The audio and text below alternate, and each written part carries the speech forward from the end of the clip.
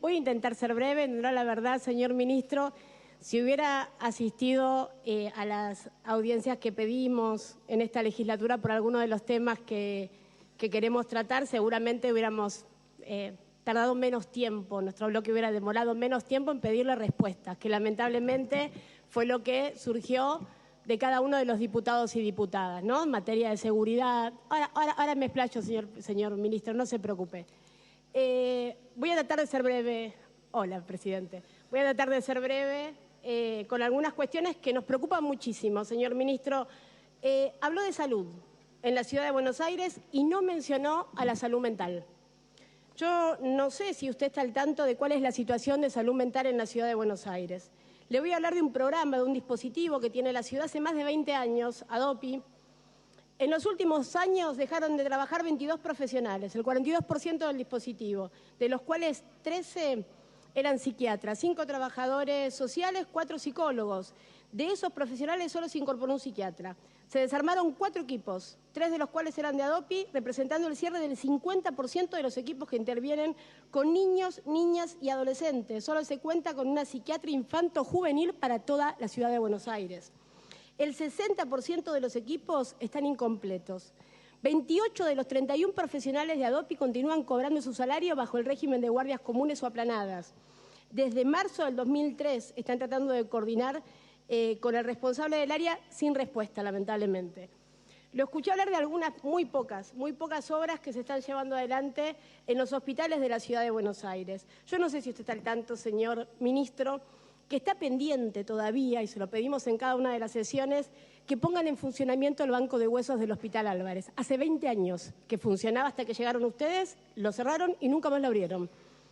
El Hospital Grierson, la promesa de Mauricio Macri, antes de ser jefe de gobierno. Bueno, el Hospital Grierson sigue todavía sin las camas de internación, sin pediatras en las guardias, con situaciones tremendamente complejas en el sur de la ciudad.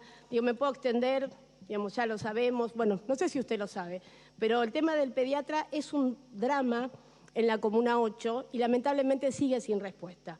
El Hospital Fernández sigue todavía pendiente de los concursos. Yo le voy a hacer una pregunta, señor ministro, porque lamentablemente acá no se habló de esto. ¿Usted sabe, señor ministro, que en abril de este año hubo en el Hospital Gutiérrez una intoxicación por fuga de monóxido de carbono? ¿Usted sabe que 17 niños terminaron internados intoxicados, que estaban internados además se intoxicaron? 3 enfermeros, 9 médicos residentes. Yo le hago una pregunta, ministro, porque nosotros fuimos al otro día. ¿Usted sabe que la directora del hospital mandó a los residentes en taxi o caminando a que se atiendan en el Fernández y le prohibieron a todos los profesionales que estaban en el pabellón que dieran información de lo que había pasado? ¿Y usted es consciente, señor ministro, de que si eso pasaba 2 horas después era una tragedia? Era una tragedia porque todos se iban a quedar dormidos. La médica residente se desmayó y el padre recién ahí se dio cuenta que les dolía la cabeza a todos y pudieron desalojarlos. Pero la directora les dio la orden de que no llamen al SAME porque la orden fue nosotros lo resolvemos adentro, de acá no sale nada.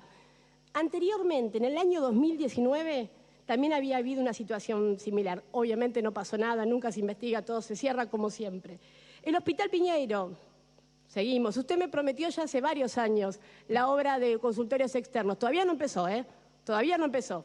Iba a empezar hace un montón de años, pero todavía no empezó. Seguimos. Yo trato de ser breve, pero es muy difícil ser breve. Le hago otra pregunta. El Hospital Santoyani, ¿usted sabe que tiene un psiquiatra para adultos para 70.000 personas?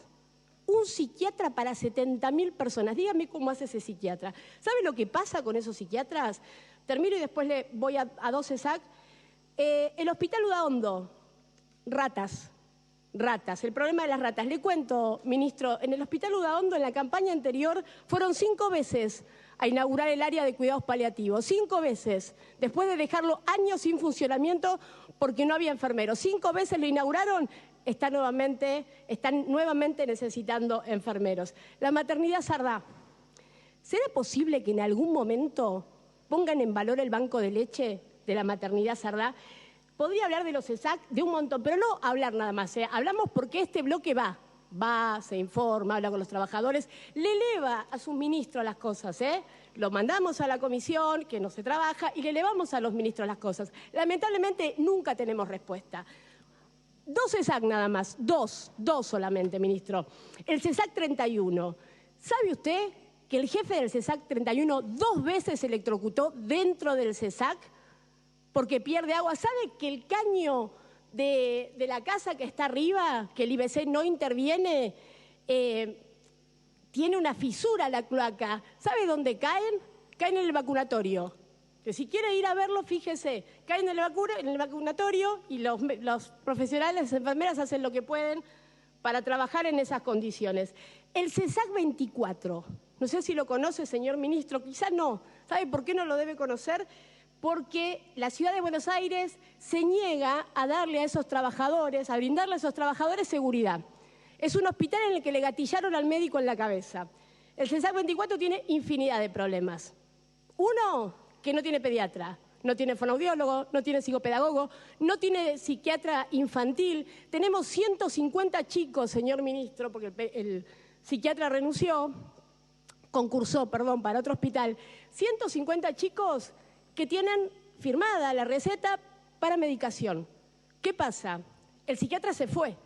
Entonces, esto que usted planteaba como algo importante, que es la incorporación de la línea telefónica, hace que esos chicos nos vuelvan a ingresar por la línea telefónica. ¿Sabe cuánto tiempo tienen de demora para el nuevo turno, para actualizar su receta?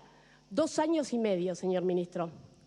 2 años y medio. ¿Sabe lo que pasó en estos meses? En muchos de esos CESAC, sobre todo en la zona sur, muchos de esos adolescentes se suicidaron. Sería importante que usted hable de la salud mental, porque es un problema y es una responsabilidad institucional, sobre todo después de la pandemia. Otro tema, discapacidad. Le hacemos una pregunta, señor ministro. ¿Qué van a hacer con los chicos mayores de 22 años que quedaron afuera del sistema educativo? ¿Qué va a hacer la ministra de Educación? Porque todavía no tenemos respuesta y tenemos muchísimos de esos chicos que necesitan del Estado presente y hoy están totalmente expulsados. Muchos de ellos en su casa y nosotros como Estado sin poder monitorear qué es lo que pasa. Y por último, vamos a hablar de la seguridad.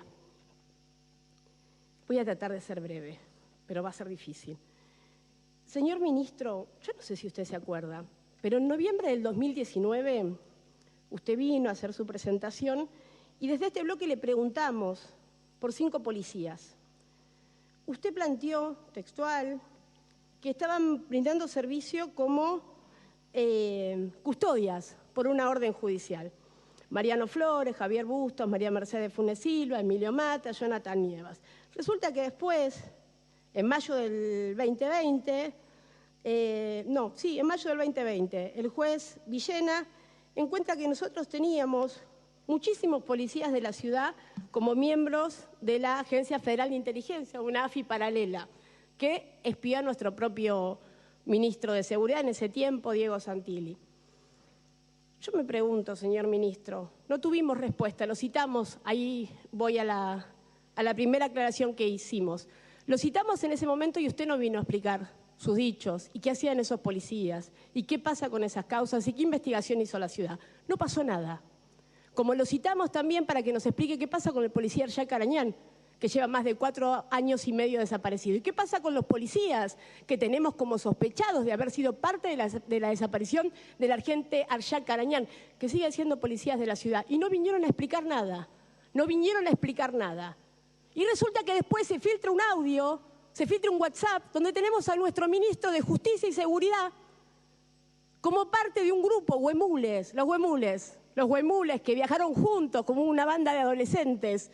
Los huemules, que era el ministro de Justicia y Seguridad, el presidente de los fiscales de la Ciudad de Buenos Aires, jueces, camaristas, todos mascotas de 2 CEOs de un medio de comunicación a la casa de un empresario en el sur de nuestro país. Y usted viene hoy y habla de que vamos a terminar con la inseguridad, de que en esta ciudad se trabaja activamente. Yo no me acuerdo textualmente si planteó que era necesario, para que todo esto funcione muy bien, la independencia del Poder Judicial. ¿Dónde queda la independencia del Poder Judicial en ese avión al lado escondido, señor ministro? ¿Cómo es posible ¿Cómo es posible que no nos den explicaciones? D'Alessandro se toma licencia, después renuncia y no pasa nada. Entonces tenemos agentes de policía infiltrados en la Agencia Federal de Inteligencia espiando al propio ministro y no pasa nada. Nos desaparece un policía de la ciudad, en plena ciudad de Buenos Aires, y no pasa nada. El ministro de Justicia y Seguridad se toma un avión con todos ellos y no pasa nada. Y ustedes le prometen a la Argentina la seguridad que no le pueden dar a la ciudad de Buenos Aires. No voy a discutir los detalles del mapa del delito, porque, por ejemplo, el CESAC 24, señor ministro, no figura en su mapa del delito. Búsquelo si quiere, no figura en su mapa del delito. Nos parece importante que alguna vez respondan algo de todo esto, porque tiene que ver con la seguridad de todos los vecinos y vecinas, porque esa impunidad que se genera después baja. Y tenemos casos como el de Lucas en la 21-24. Y tenemos un montón de otros casos que no se ven, pero que existen, de violencia institucional, porque no hay control político de la fuerza. Y se lo dice esta diputada que presentó una denuncia, porque fui a una comisaría de la ciudad y me tocó que un policía de la ciudad se me abalanzara y me gritara que él no es menos que yo. ¿Sabe por qué? Porque políticamente se incentivan estas cosas. Recién veía un diputado que aplaudía a las Taser. Todavía no le explicaron al Comité contra la Tortura de la Ciudad de Buenos Aires cómo es el protocolo del uso de las Taser. Quizás si ese diputado que aplaudía a las Taser participara de las reuniones del comité, tendríamos un poco más de información, pero no la tenemos. Diputada, le pido por favor se puede redondear. Presidente, sí.